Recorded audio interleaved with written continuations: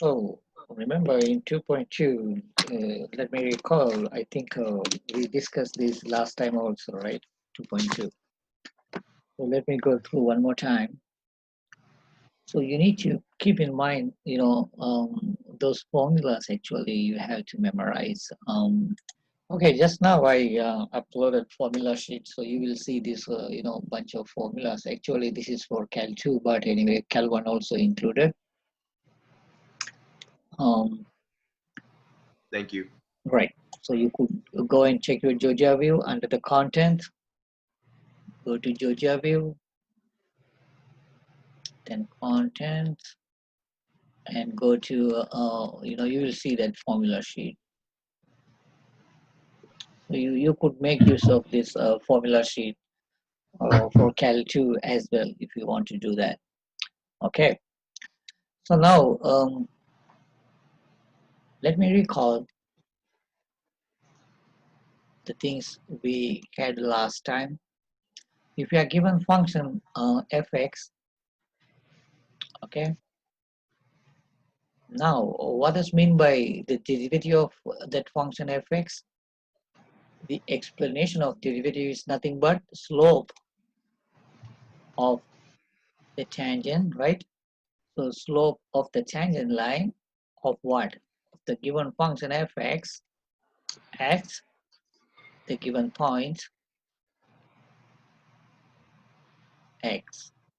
So this is the the actual definition of derivative, right?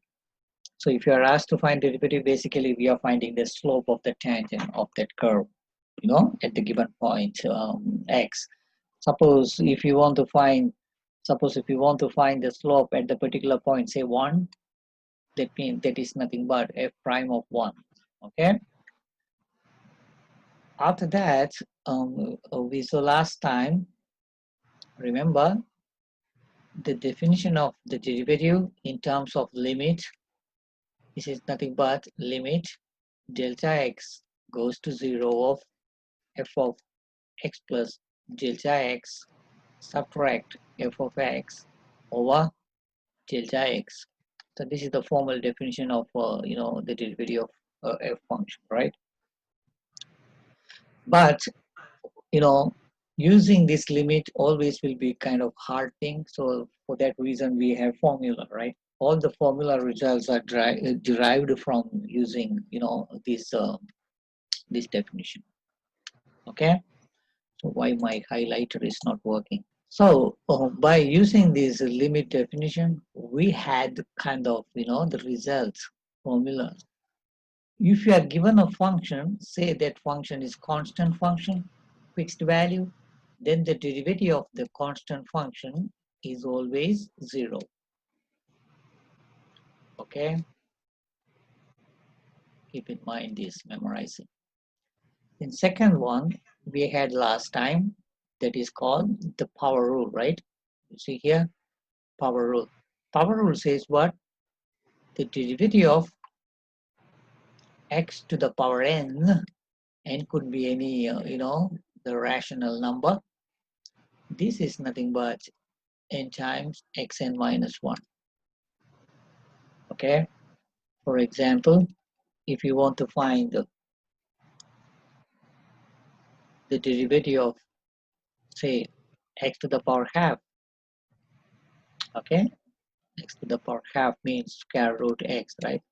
Suppose if you are asked to find the derivative of square root x, that is nothing but the derivative of x to the power half. So if you apply this formula here, n is simply half, right? Just compare x to the power n with the given problem. So in this case, n is half. So simply plugging this value into your answer. Therefore, the derivative of this guy is n is half times x to the power n minus 1. N is half, subtract 1. So if you simplify, you will get x to the power negative half. So if you want to make this as a positive, exponent, you have to bring down, right? So that is x to the power positive half. So if you want to write in radical, that is nothing but square root x. Okay. So keep in mind here after If you want to take the derivative of square root x, that is nothing but 1 over 2 times of square root x, right? So this is all coming from the power rule. After that, we had constant multiple rule, right? Suppose if you want to find the derivative of some constant times function, this is equivalent to write constant times the derivative of function. That means what? That means we could move the derivative operator inside inside. So you could simply pull the constant outside and just find the derivative. Okay. So this formula can be used if you have constant multiples times fx, right? For example, suppose if you want to find the derivative of say 5 times x3, 5x cubed. Now if you compare the given problem to the formula, c is now 5, the function is x cubed, right? So you could rewrite that, simply pull the constant outside, simply find the derivative of only the function. Okay, so that is going to be 5 times. Now you know how to find the derivative of x cubed by looking at the formal, the definition of x to the power n derivative. So in this case, n is 3, so this is going to be 3x3 minus 1. When you multiply, you will get 15x squared. Okay, so that is third formula we had last time, constant multiple. So we have bunch of examples here. You can go through all the problems. After that, we had sum and difference of the integrals. Differentiation, right? So if you want to find the derivative of two functions, but they may have plus or minus sign in between those two functions, this is simply you could find the derivative of function separately, then subtract or add with the second derivative function. Okay, simply you could distribute the differentiation notation inside the function. That is what this means. Okay, then what is the rule we had? Then we had two basic trigonometric function derivative. The derivative of sine x is always cosine x, and the derivative of cosine x is always negative sine x. Okay, so keep in mind those two also. So derivative of sine x is cosine x, and the derivative of cosine x is negative sine x. So these are the formulas we had in this section. Okay, so keep in mind these all results. Okay, right. So now, Douglas, could you tell me in particular what is the problem you have? What's the difficulty you have? Could you tell me one example? Then I could go through. I have WebAssign pulled up. Let me go to it. It's number 17 on the WebAssign homework. Or well, do you want me to throw out the exact homework problem or? Just a minute. So you just tell, because the number used to change, right? So if I open here, I may get a different number from my, Well, there's a the one that I'm talking about, and I was actually able to find the derivative correctly for this one, but it says determine the point, if any, at which the graph of the function has a horizontal tangent line, and then it gives the line y equals square root of 3, x is outside the square root. Which plus, question you are talking about? Just a minute. Question number? Number 17, sorry. No problem. Yeah. So this is the one, right? Do you see my screen? No, sir. It's still your profile picture. Oh. Okay. Now you see, right? Yes, sir. Okay. So you are talking about number 17, this one. Yes, sir. Okay. So everyone could listen here. determine the points. You need to find out the points, if there is, at which the graph of the function has the horizontal tangent line. This is the given graph function, right? Kind of complicated function. Two functions are now, combined. One function is, you could think of this is like a f function, and the second one is g function. Okay. They're asking you to find, the derivative of the given function y. Okay. So let me copy down that one into my slide. Okay. So the question is now, this is from web design. Problem number 17 from 2.2. So you are given here y is Douglas. Are you getting exactly the same function which I am getting here? Maybe number may be changed, right? It's the exact same function. Okay. Y, yes, sir. Okay. And that's kind of confusing. I looked up, or I tried to look up a video on that one specifically, and it brought up a unit circle. Yeah. So yeah, I will explain. Don't worry. yes, sir. So now let me go step by step. So if you look at your web design, the assignment, they're asking you to find the answer for the first step. You need to find y prime. This is the given function y. So simply y prime means what? You need to take the derivative of the given function, right? Okay. Now you could think of the rule. Just now I explained you guys. So this is like, you could think of like f function. This is like a g function. So you are taking the derivative for f plus g function. So by using, the property just now I gave you, property number 4, if you have two functions with plus sign, you could distribute that plus sign with the derivative separately, right? So if I use that, so that means what? That means this is nothing but the derivative of my first function, then plus the derivative of my second function. That makes sense so far? Yes, sir. Yes, sir. Okay. So now if you look at the first piece of your derivative, you have constant multiple of x. So you could pull that constant. This is coming from rule number 2, right? Sorry, rule number 1. No, rule number 3. So constant multiple of function is nothing but constant times the derivative of the given function, right? So I'm simply pulling the constant outside. If you look at the second function, again, you have constant multiple 2, pull out that guy and just find the derivative of cosine. Now let us find the derivative of, what is the derivative of x? 1. 1, yes.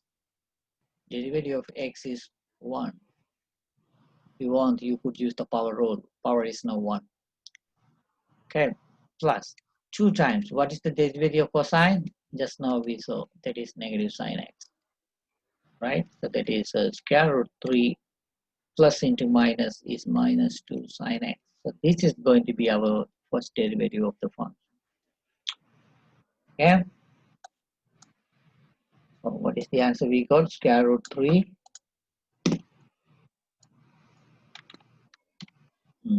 minus sine x. Okay. Make sense? Yes, sir. Okay, that is first part. The second part say what? Second part is say set that derivative to 0 and solve for x. So simply you need to set this derivative, right? So far we found the derivative, right? So for the second part, for step 2, I need to set, they are telling that set y, set y prime be 0 and solve for x. So y prime is nothing but this. So let me write down that one more time. but they're telling set this guy to 0 and solve for x, right? That is, I'm setting whatever I got the answer for y prime, setting this to 0. Now you have an equation here. You have to solve this equation for what? For x. Remember, at the beginning, that's a condition for x.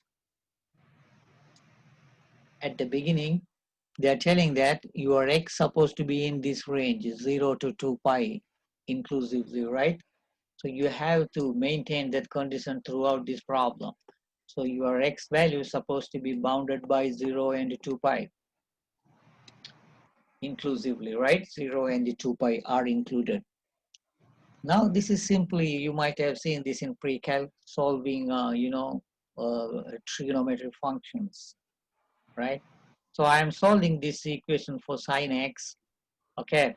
So I am moving positive square root 3, I'm subtracting both sides. So you will get negative 2 sine x, which is 0 minus square root 3 is negative square root 3. Now I'm dividing by negative 2 both sides. So that is sine x is square root 3 over 2, right? So far so good, right? You understand everything? Yes, sir. Okay. So now tell me, if sine x is square root 3 over 2, what are the possible x? It should have 2 on a unit circle, doesn't it? Yes, you have to use the unit circle, right? I'm asking you, hey, if you're plugging which angle for x, you will get sine of that angle, square root 3 over 2. Do you remember the unit circle? The basic thing you studied in trigonometry, right? So let me Yes, recall sir. that. I think everyone should remember these things. Okay, you're going to tell me what is, if x is an angle, right? X is in radian. 0, pi over 6, pi over 4, pi over 3, pi over 2, pi. Let's see who's telling. What is sine 0? Sine of 0 angle, which is? I need the answer from you guys. 0. 0, yes. Go ahead. What is cosine 0? 1. 1. Sine pi over 6. Pi over 6 means in degrees 30 degrees, right? Mm-hmm.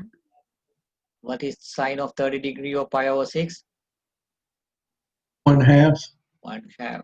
What is cosine pi over 6? Square root of 3 over 2. Very good.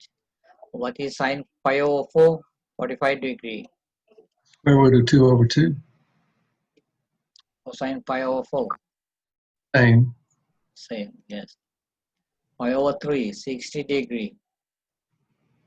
Sine pi over 3. Just go ahead. The square root of 3 over 2. Right. And sine pi over 3 should be 1/2. 1/2. Pi over 2, 90 degrees. Sine 90 degree. This is the maximum value sine will get, which is 1, right? Cosine 90 is 0. Sine pi, what is that? 0. 0. Cosine pi, -1. -1. So please look at your trigonometry, the notes and the unit circle. This is there in unit circle, right? Okay. Remember, if I draw 4 quadrants here, this is my first quadrant. This is my second quadrant. You all know about quadrant, right? Yes. Okay, the first quadrant means what? This is Things nothing but positive. yes, Positive. the angle between 0 to 90, right? Is in my first quadrant. The angle between 90 to 180 degree will be in my second quadrant. Angle from 180 to 270 degree will be in my third quadrant. Angle between 272 all the way 360 degree will be in my fourth quadrant. Okay, so this is pi over 2. This is pi. This is 3 pi over 2. And this is again 360 means 2 pi, right? Yes, sir. So at this point, I Yes. believe every one of you are familiar with this trig. So do you remember Cal 1 means you should have basic, very strong, basic of trig functions and all, okay? So make sure that you are going and referring your trig things. If you have any doubt, you just come through my Zoom meeting and I will explain everything, okay? Yes, sir. Okay, good. So now, remember, the question is now we need to find the possible x values such that sine of that angle should be 3 over 2. Okay. This table, unit circle, if you look at the unit circle, I have so far here written only for half circles, 0 to 2, 0 to pi. Okay. So you could look at your, the unit circle. So I have to check. Is there a unit circle in my formula? See. Here we go. You see the unit circle? Yes, sir. This is unit circle, right? Okay, our task is to find what? Sine of angle should give you square root 3 over 2, right? Okay. Remember, if you look at the unit circle, always you will have two values, right? What are those values? The first one is nothing but, let's see who's telling. X value? X value in terms of the degrees. The first guy is going to be the cosine, right? Mm-hmm. Yes, sir. Yes, sir. You remember? Go back. Yeah, you are correct, x and y, but your x is always the cosine angle, y is going to be always sine of angle. Theta is any angle. According to the points, you will get that. So, the corresponding theta value. Your x coordinate always will be cosine of the angle. So, your y coordinate is always going to be sine of the angle. What does mean by that? That means, if you look at your unit circle here, for example, if you look at this point, right, x coordinate is square root 3 over 2. What does mean by that? That means the cosine, right, of pi over 6 is square root 3 over 2. Sine pi over 6 is half. That's the meaning. So take the angle. If you take the cosine of the angle, that is first value, x coordinate, and the sine of the angle is going to be my y coordinate. Does that make sense? Yes, sir. Okay. Remember, the second coordinate is the only y coordinate, which is my x, remember, I have written here, the y coordinate, the second coordinate is always going to be the sine of the angle. According to our problem here, yes, I need the sine of the angle. Therefore, you have to look at the second coordinate where, which is 3 over 2, square root 3 over 2. Right? You have to look for the sine. That means you have to look for the y coordinate. So y coordinate answer always supposed to be square root 3 over 2. In such a way, you have to find the corresponding x. In this problem, we need to find out two possible x values. So go back and check. Right? I'm looking for the sine value. Therefore, I need to have my second coordinate square root 3 over 2. Where is that? Here I find the square root 3 over 2. Right? Everyone? Should you see that? Yes, sir. Here, you are seeing here, right? So this is the sine of the angle square root 3 over 2. Of course, that is pi over 3. So my one possible answer for x is pi over 3. Yes, that makes sense. Sine of pi over 3 is square root 3 over 2, right? Therefore, my possible one of the x answers is pi over 3. That makes sense? Yes, sir. But if you look at your work here, they are asking two possible values, right? The smaller value and the larger value. So you need to find one more possible x values. Go back to the unit circle one more time. I'm looking for the second coordinate square root 3 over 2, right over here. Do you see there? Second coordinate square root 3 over 2. See there? Then what is that angle? Could you tell me? 2 pi over 3. 2 pi over 3. Very good. That is going to be my second possible x value, 2 pi over 3. 2 pi over 3 means how many degrees? 120. 120. Yes. Makes sense, right? So these are the two possible values. So let me type those two answers as well. Pi divided by 3 and 2 pi over 3. Find the y values by substituting the values from step 2 into the original function. Okay. Y1 corresponds to x1 and y2 corresponds to x2. List the points where the function has horizontal tangent line. Do you understand this question? What are we doing here? Look at the problem actually. We need to find the points on the curve such that, right, the tangent line at those points should be horizontal, right? What does mean by that? That means, for example, suppose if you have given a, oh,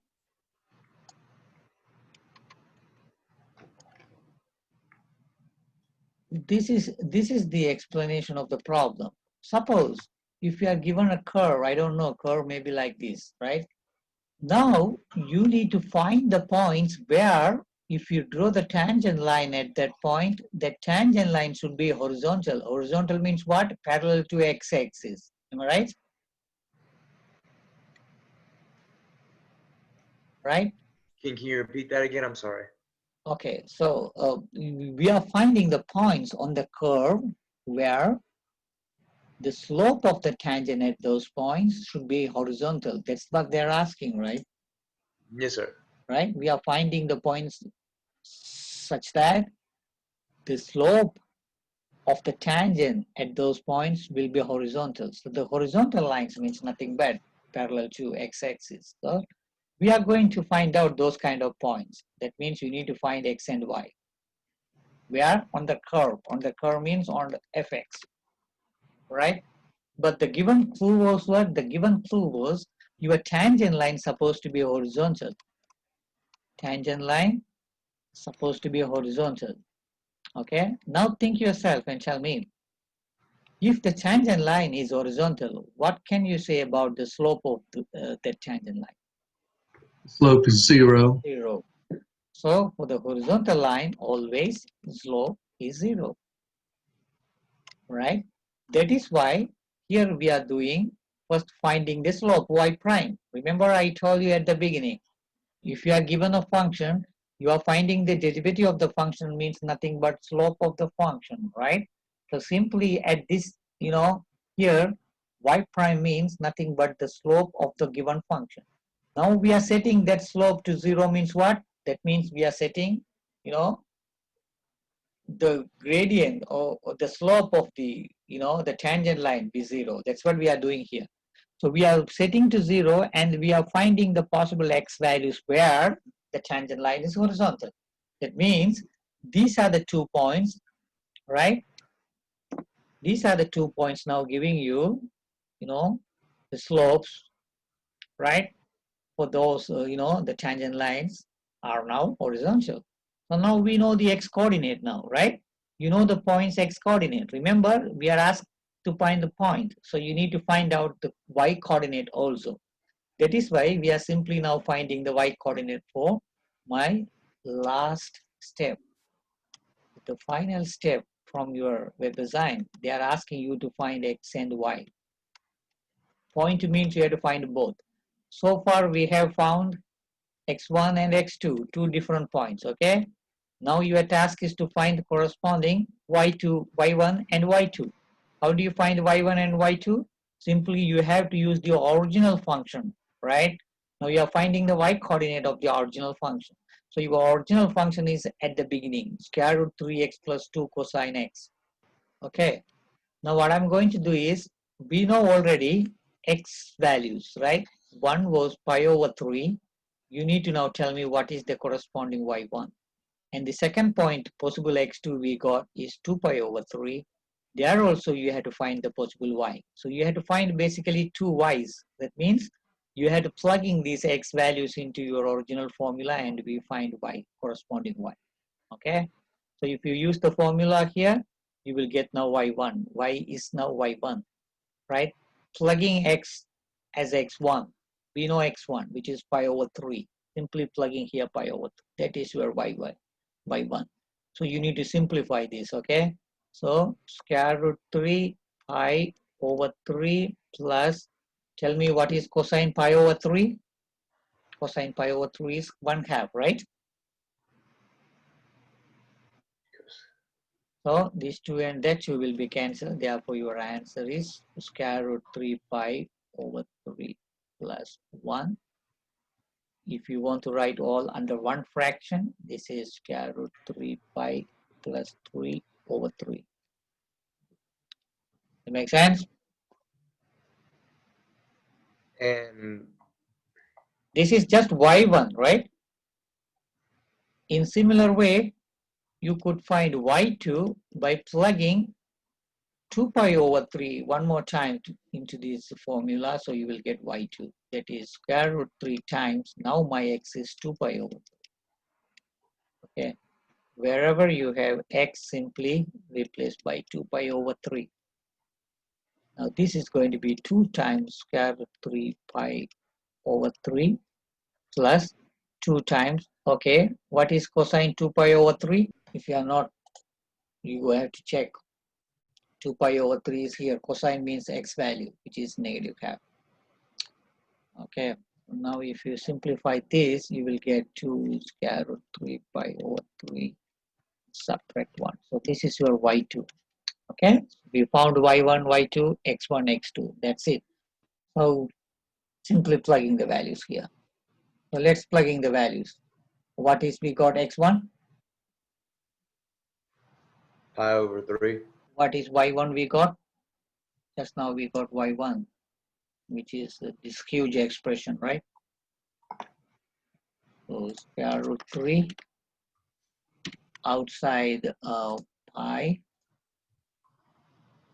Let me put the parenthesis. Is all over 3. And here I got 2 pi over 3. And small change here 2. And 2, 3, here I got negative 1, right?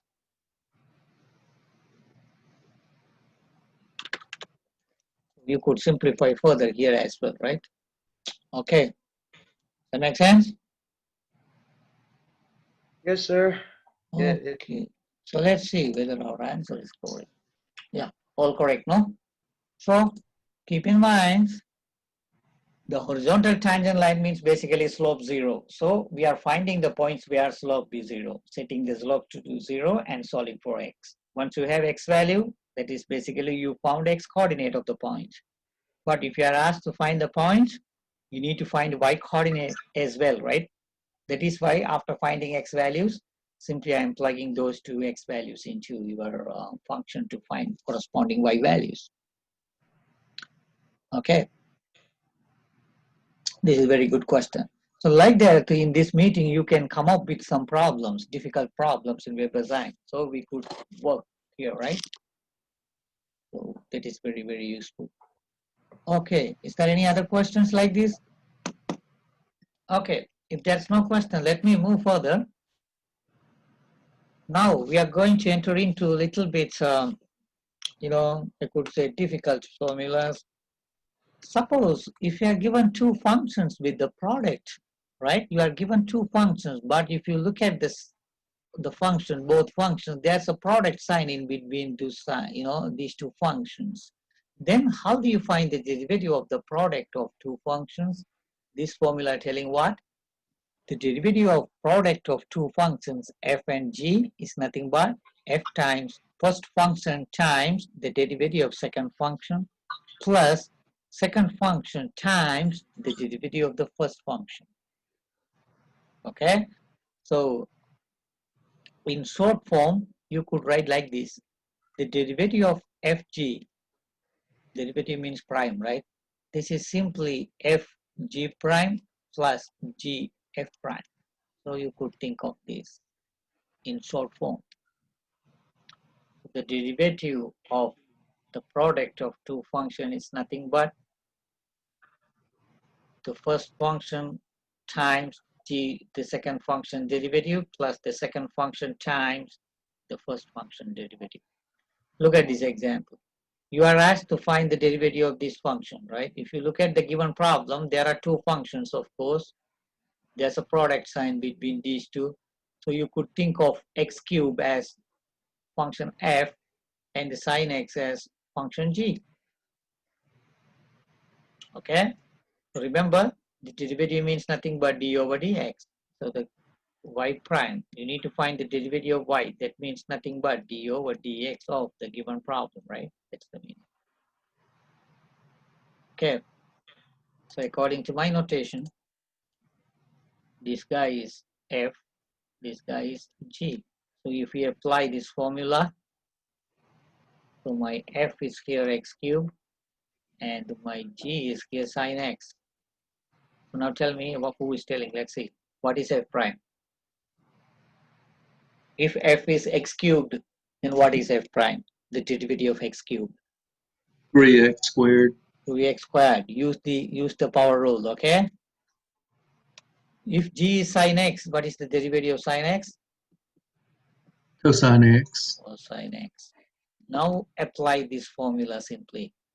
The derivative of product is, formula says that f times g prime, our f was original, the first function, times g prime, the derivative of the second function, the derivative of sine, which is cosine. Then plus g, that is my second function, times the derivative of the first function, which is 3x. Does that make sense? Simply apply the formula. Okay? For the second one, you could think of this is f and this is g. Okay? Then tell me what is f prime here. 2. The derivative of 2x is 2. The derivative of constant is 0. So this is just 2. So if you move here, there are two functions. So you have to find the derivative separately. The derivative of 3x is 3 times the derivative of x is 1. Not correct. The derivative of x squared by using power rule, it should be 2x. So that is 3 minus 2x. So now again, we are finding y prime, that is d over dx of the original problem, 2x minus 1 times 3x minus x squared. So if you apply the formula, f times first function times the derivative of second function, which is 3 minus 2x, plus second function times the derivative of first function, which is 2. Okay. Now the thing is, you need to simplify this. Okay. So you need to simplify. Use some algebra. So you need to distribute 2x with 3, 2x with negative 2x, negative 1 with 3, negative 1 with negative 2x. Then distribute 2 with that and 2 with this. Okay. So if you do that, 2x times 3 is 6x, 2x times negative 2x, negative 4x squared, negative 1 times 3 is negative 3, negative into negative, positive 2x. Then here you will get 2 times 3x is 6x and minus 2x squared. Now combine the like terms. Negative 4 squared, negative 2 squared is negative 6x squared. Then plus 6x, 12x plus 2, 14x. Then subtract 3. So you have to simplify, right? The final answer should be in, compact form. Are you getting me? Dr. Raj, Yes, go ahead. do you get the same answer if you Distribute first and then find the derivative. Is that the Okay, I question? mean, if you do the f and g, if you instead of derivative of f, do derivative of g plus f, is there any order Of to come up with this right answer? order is not important. So if you want to find this is sorry. So you could use f times g prime plus g times f prime, or you could Yes. write g prime f plus f prime g. Order is not important. You could switch, or you could write g f prime plus f g prime. Doesn't matter. All same answer. Let me ask you one more on the quotient rule. Does that the same Oh apply? no. Quotient rule is you cannot switch because you will have negative sign. Right. Yeah. Right. Yes. Oh, okay. You see here we have everywhere positive sign. That is why, you know, interchangeable is okay, but not there. Okay. Yeah. Yes. So keep it to memorize the equations easily. So you could stick on with one rule, right? Whatever you like. So what I prefer is writing in, if you look at, not here, if you look at here, we go for kind of order, right? We just first the function f, then second derivative plus second function times the first derivative. So I'm writing always, the derivative is in the second position and the function is first, but that is not mandatory. It's up to you. Okay. Okay? All right. Right. So that is about the product rule. So now you have so many rules, right? Constant rule, power rule, constant multiple power, or constant multiple with power, constant multiples of functions. Now product rule. Now one more, the quotient rule. You could use the quotient rule if you see two functions in the fraction form, right? So if you have two algebraic functions in, fraction form, then you could use the quotient rule. So f over g is nothing but, this is a way to keep in mind. Do you see this? What's the meaning of this? B stands for bottom, T stands for top. Okay? So if you are given two functions, bottom function is now gm and the top function is fx. The derivative of the top over bottom is nothing but the bottom times the derivative of top, subtract top function times the derivative of bottom function, then divide by bottom function square.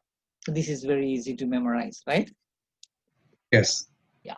So that is simply here written in a proper way. The derivative of f over g is the bottom function g times the derivative of top function f prime, subtract top function times the derivative of bottom function over the bottom function squared. So to memorize, you could keep this in your mind. Okay. Now look at this example. You are given, one like a fraction, right? So you could think of this is like now, the top function f. This is the bottom function g, right? If this is the case, my f function is top function 3x minus 4, and my bottom function is 1 plus x squared. Now tell me what is f prime? If f function is 3x minus 4, f prime is 3, g prime is just 2x. Now simply, you are asked to find the derivative. That is simply the derivative of the given problem, 3x minus 4 over 1 plus x squared. So now I'm using this formula, that the bottom times the derivative of top minus top function times the derivative of the bottom function, this all over the square of the bottom function. Make sense? So in your notation, I could say this is g, this is f prime, no? So this is f and this is g prime over g. So simplify that. 1 plus x squared times the derivative of 3x minus 1 is just now we got 3x minus 4 is 3. Let's subtract 3x minus 4 times the derivative of this guy is 2x over 1 plus x squared 2. Again, you have to distribute inside and simplify. So that is 3 plus 3x squared. 2x times 3x is 6x squared negative. Okay. Minus 4 into 2, 8x, but here it is plus 8x over 1 plus x squared. But that is like terms combine these two, negative 3x squared plus 8x plus. That is about the quotient rule. Okay. Is that okay? This problem, finding the tangent line of the graph at the given point. Oh, you have no more work. So you need to find the tangent line, right? That means you need to find the line y minus y1 is in times x minus x1. You are given a point now, right? This is, you could think of the given point x1. If x1 is 1, how do you find y1? Simply plugging 1 into your function, right? Function value is y value. So simply plugging 1 into your given function, you will get corresponding y coordinates. Simply I am plugging 1 for x. So could you, what is that? 3, here you get 5. That is my, the y coordinate of the point. Okay, so remember, if you want to find the tangent line, first of all, you need to find the slope m. Slope m is nothing but the derivative of the function evaluated at 1, because we are finding the derivative slope at 1, right? So, but first of all, let us find the f of f prime x, the derivative of function. That is simply the derivative of given function fx. Which rule we have to use here to find the derivative? Quotient rule. Quotient rule. You see the fraction now. So use the quotient rule. So you could think of, this is the bottom function and this is top function. So the quotient rule says bottom times, okay, I'm writing right away. So the bottom function times the derivative of top minus the top function times the derivative of bottom. This all over the bottom function square. Okay. Now you have more work, right? You need to simplify this. What is the derivative of 3x squared? Is 6x. Very good. The derivative of x is 1. Derivative of constant is 0. Then this side 3x squared plus x minus 2 times, again the derivative of x cubed is 3x squared, but here you have 4, is 12x squared. Constant is 0. This all over 4x cubed plus 1 squared. Okay, so you don't need to simplify it. You don't need to distribute. Why? Because my task is to find f prime at 1, right? At this stage you could simply plug in 1, right, for x, then you will find f prime of 1, right? I'm simply plugging 1 wherever you have x, so which is 4 times x is now 1, right? 1 cubed plus 1, 6 times 1 plus 1, subtract 3, 1 squared plus 1, and multiplying 12, 1 squared over 4, 1 cubed plus 1, all things squared. Could you simplify this? 1 cube is 1, 4 plus 1 is 5, times 6 plus 1 is 7, subtract 3 plus 1, 4 minus 2, 2, times 12, over, here you will get 25. That is 35 minus 24 over 25. That is 11 over 25. Right? So this is the slope of the tangent at the given point 1. Yes, this is nothing but m. So you know now slope, you know 2 points x1 and y1. You know x1 is 1, y1 is 2 over 5, and just now we got 11 over 25.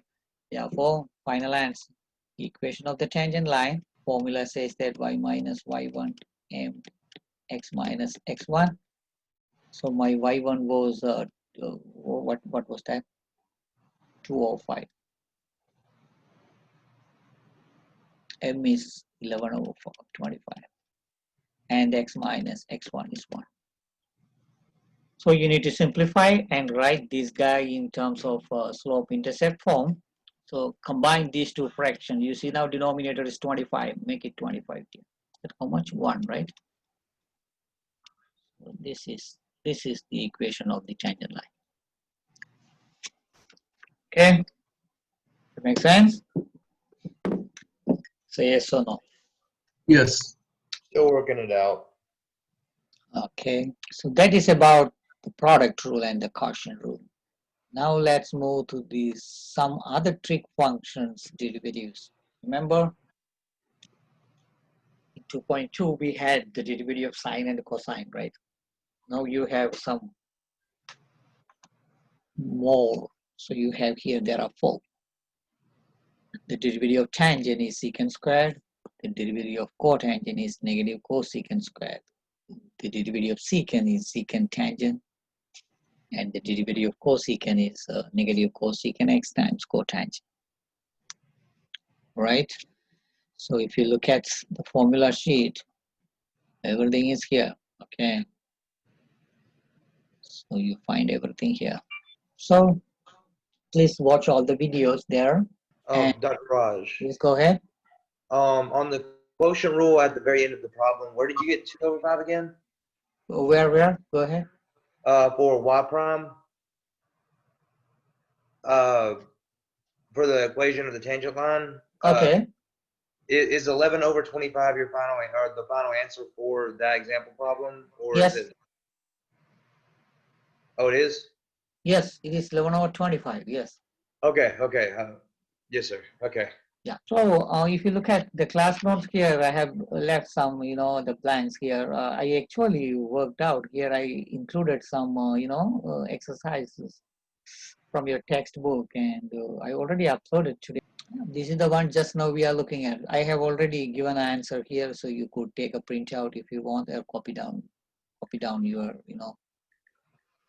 answers on your class notes. So I have included a couple of examples here from your textbook. Okay, so let me know if you cannot understand, these two problems. But it's understandable, I believe. Okay, that makes sense? Yes, sir. Yeah. So I have worked so many problems in your class notes. This is about the quotient rule. Let me tell one more thing. Doing much, the more problem will make you perfect. So do as much as possible exercise problems. Okay, work on so many, different rules. Quotient rule, product rule. Now you will see one more rule in 2.4. Okay, so now you have more tools to find the derivatives, right? In 2.2 you had only the limited formula, but now you have more formulas, so you could extend finding derivatives now easily. Okay, only thing is you have to identify the correct formula, right, to apply for the given problem. Okay, now let's move to the last section. Just go ahead. Just a quick question so far, because we still got 2.5 and 2.6 to go over next week, I believe, before the next test. Yeah. But this coming up test over chapter 2 is just going to be over limit, just all these different rules that we got that we have to memorize.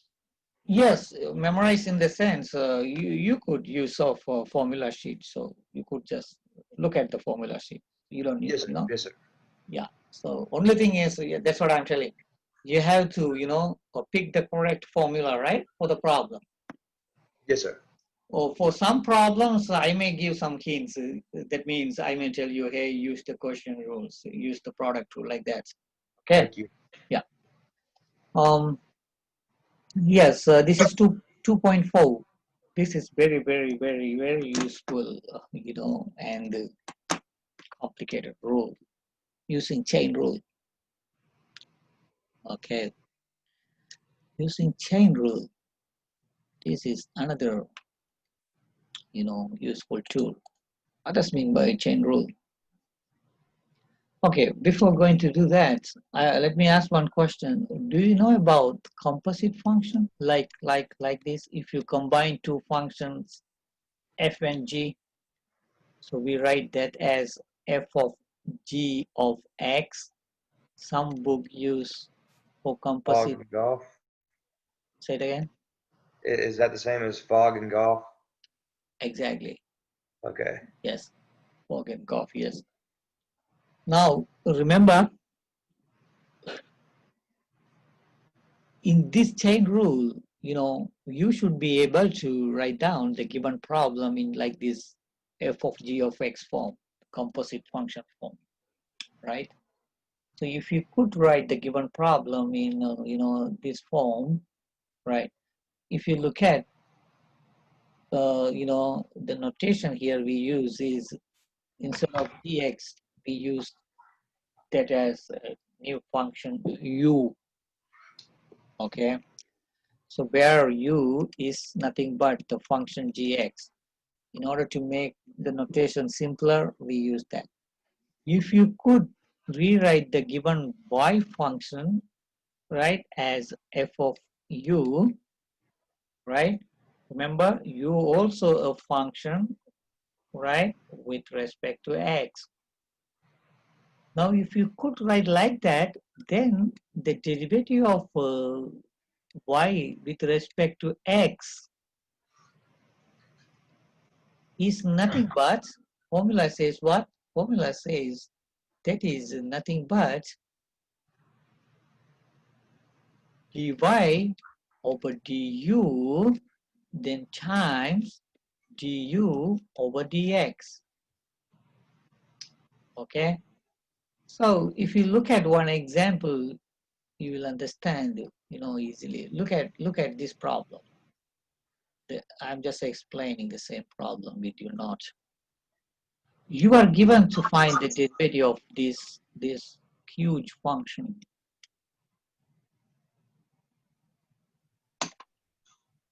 Okay. Forget about the rule just now we saw. Forget about that. And if I ask you the question, hey, could you find out the derivative of this function? How do you find? It's not easy now, right? Okay. Why this is difficult? If you are asked to find the derivative of x to the power 99, then we are happy. We know the answer of this, right? You could simply use the power rule in 2.2. N is now 99, right? But unfortunately now we don't have x. Instead, we have some other function inside the parentheses. Okay. So if you see two different functions here and there, that is called now the composite function. Okay. If I rewrite this guy, if I rewrite taking my inside function 3x to the power 4 plus 2 as u, if I substitute, by new variable u, I could rewrite now the given problem, right? I could rewrite the given problem is simply u to the power 99. Do you agree? Yes, sir. Yes. Now, question is finding y prime. Remember, you are asked to find the derivative of y with respect to x. But the formula says easy. dy over dx is nothing but dy over du and times du over dx. Okay, now finding dy over du is easy. This is my y, u to the power 99, right? Now it is very easy to find out the derivative of u to the power 99 with respect to u, right? You have the same variable here and there. Therefore, you simply use the power rule, right? Remember, in 2.2, we had here x. Now, instead of x, I have u. Nothing to worry about that. Simply, change the letter x to u. That's it. So, what do you think? What is the derivative of u to the power 99?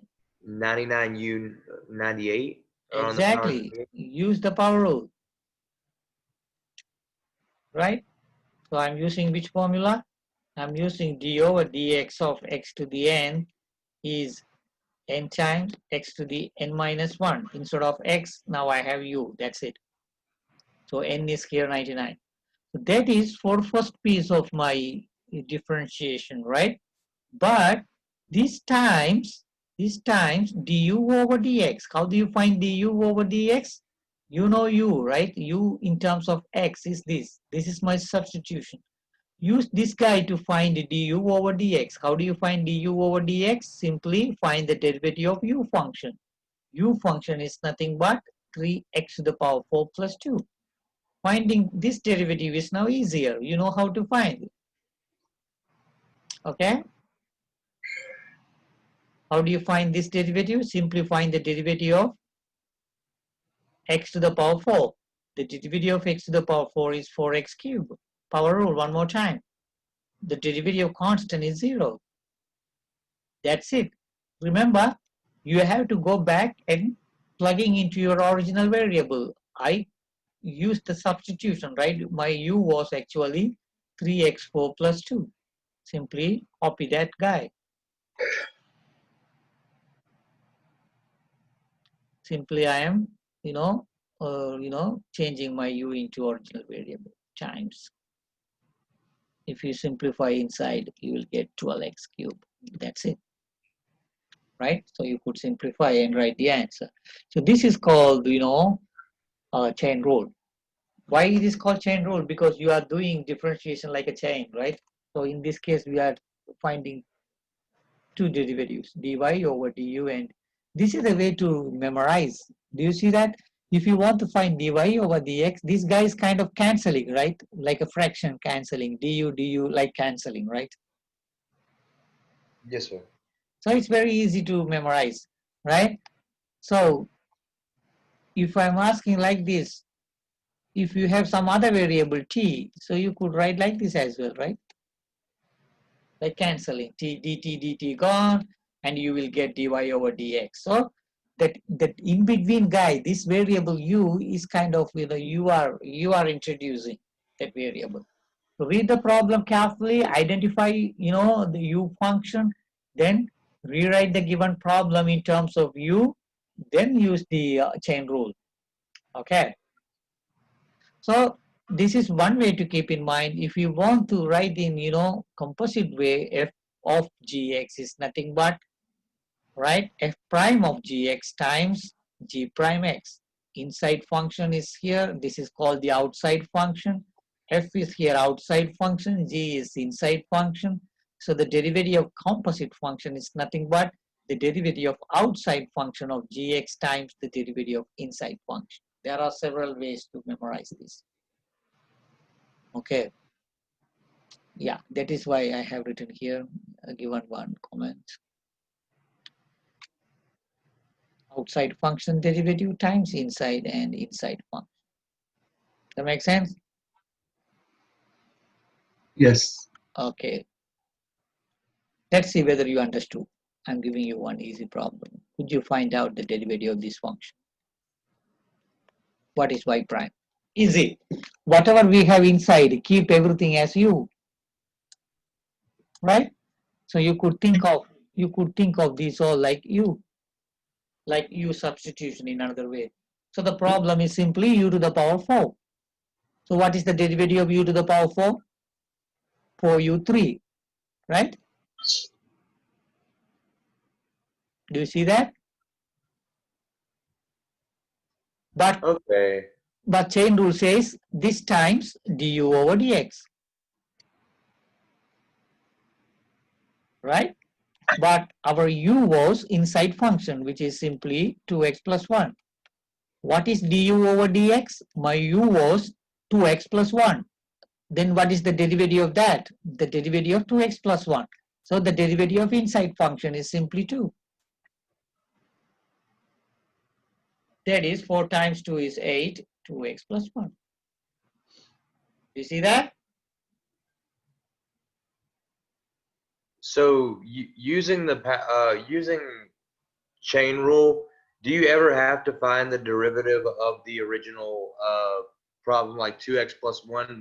You didn't have to find the derivative of that to be able to figure out the problem. Yes, you need to multiply that as well. So at the very end of the problem with 8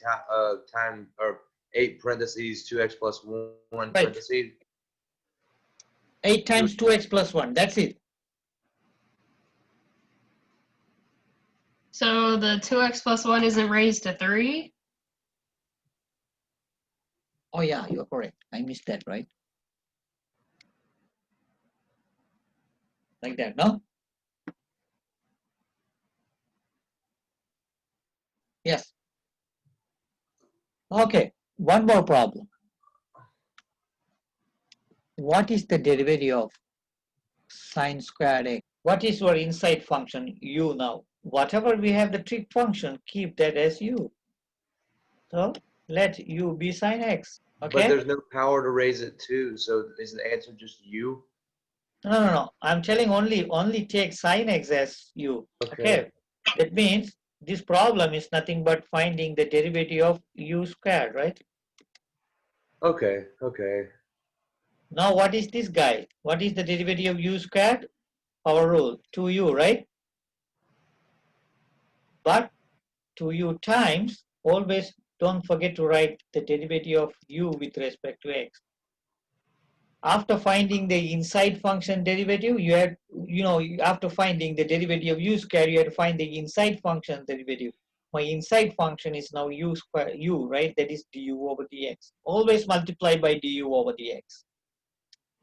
Now, what is my u? My u was sine x. So that is 2 times sine x. What is the derivative of u with respect to x? Tell me, what is du over dx? Your u was now sine x, right? So I'm asking you, hey, what is the derivative of sine x there? Cosine x. Cosine x, that's it. You could think of this all like u. So the problem is, what is the derivative of square root u? 1/2. 1/2 square root u, right? Now, after finding the derivative of square root u, you have to write always du over dx. I'm writing the du over dx everywhere, right? After finding the derivative of u. Now, go back and replace u by original. My u was x squared plus 1. Now, what is du over dx? What is my u? My u was x squared plus 1. Then what is then du over dx? Simply the derivative of x squared plus 1. What is the derivative of x squared plus 1? Yes, go ahead. 2x. 2x. Now these 2 and that 2 cancel, so answer is x over. Okay. So look at this problem. So I have given here a lot of problems, okay? Look at all the examples. There are 8 examples here. So you look at the problem. If it is very, very complicated, keep everything like u, that's it. Then go for this, the chain rule. Okay, look at this problem. Y is equal secant to the power x, right? Keep secant x as u. The problem is u to the power 4, right? Therefore, y prime is the u to the power 4 is 4u cube. After, differentiating, always put du over dx. I'm doing always the same thing. Now this is going to be for my u was actually secant x. Then the derivative of secant x. Whatever you kept as u, take the derivative of that guy. That's it. So that is 4 secant cube x. What is the derivative of secant x? Just now we had the formula. The derivative of secant x is going to be what? Secant x, tangent x. Secant x, tangent x, right? So we had the formula. Where is that? Somewhere else, right? So that is secant x, tangent x.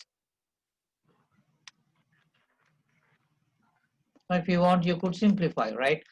That's what I'm telling you. So make use of this weekend and try to understand this quotient rule, product rule, and this guy, chain rule. Try to understand. And if you have any difficulty, try to do all the web design problems and let me know in next meeting, right? So but I just want you to try and do problem as much as possible. I feel like I'm heavily overthinking it, honestly. Okay. It's so weird to not just not just full on do the derivative normally of the problem instead of you put it as u.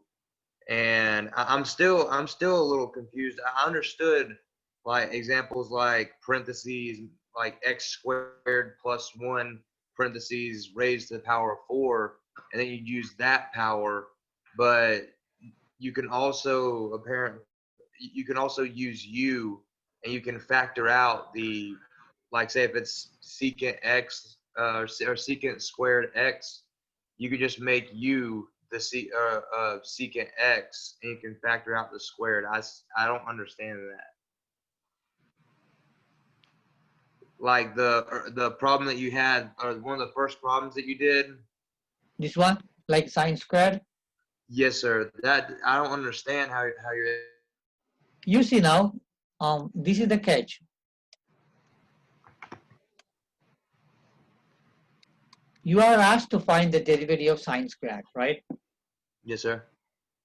If the problem were like this, we are happy. We know how to do the derivative of x squared, am I right? Yes, sir. How do you find the derivative of x squared? Using power rule, right? Yes, sir. Very simple. What I'm trying to say is, if this sine x were like a single letter, say this is like a u, then problem is very simple, u squared, right? So then it just becomes 2u. 2u. You remember, I am introducing new variable u, so it is going to be 2u. But the chain rule says whatever you kept as u should be differentiated. That makes sense? So 2u will have already been turned to differential, so you don't have to worry about the squared or the sign anymore. Yes, because already we have differentiated. Remember, this guy is nothing but, according to our notation, this is dy over du. Yes, sir. Okay. So this all the original problem y. So the question was finding d over dx of y. So I am rewriting that by using the chain rule, dy over du and du over dx. dy over du is here. du over dx is here. So when you multiply both of them, you will get directly the answer what you want. Okay. Right? Yeah, I understand. At the beginning, it's very confusing, but keep on practicing. You see, after doing so many problems, you could get rid of writing u. Without you directly, you could write the answer. Right? That will happen after practicing more problems. Okay? Yes, sir. You see now, if I were like you, so if I'm asking this problem, okay, hey, could you find out the derivative of this? I will simply write right away like this. You would make u out of the original problem, and it'd become 2u squared, or no, 3u squared. Okay. And then you'd substitute the u for right there. Okay. But where does the 4x cubed come from? You have to think a little bit. Tell me, what is that 4x cubed? That's Anyone the derivative of the x to the 4. Derivative of what? The x to the 4. The x to the 4 plus 1. Inside, everything. Oh, yeah. Okay. That was your u, right? So your u was x to the 4 plus 1. Remember? Yes, sir. So I am rewriting the problem as u to the power 3. My u was inside everything. So the derivative of u3 is 3u. This was my u. 3u squared Yes, sir. Yes, sir. times this is du over dx. Now you see, I don't write u because I know how it works, because after doing so many problems, now I'm familiar. You see? Yes, sir. That I makes see how you sense? got. Very Yes, sir. good. That's what I want. So now you see, once you practice, once you understand, it's all very simple because you have tools, you have formula with you, right? Yes, sir. It's very easy. Yeah, at the beginning I understand, but you should be good, right? What about others? Are you getting everyone other than Douglas? Yes. I definitely understand it now. Very good. So you do as much as possible. That is the only suggestion I could tell you, right? Do more problems. Be familiar. So this is very, very interesting after studying. If you really understand, calculus, it's very interesting course. Okay. So anyway, I'm going to edit this video and I will upload, and you could go again if you have any question. I think I will take a couple of days to upload this. You will see this video maybe on maybe Saturday or Sunday. So if you have any doubt again, you could go and watch the video. Okay? Yes, sir. Does that make sense, everyone? Yes. Okay.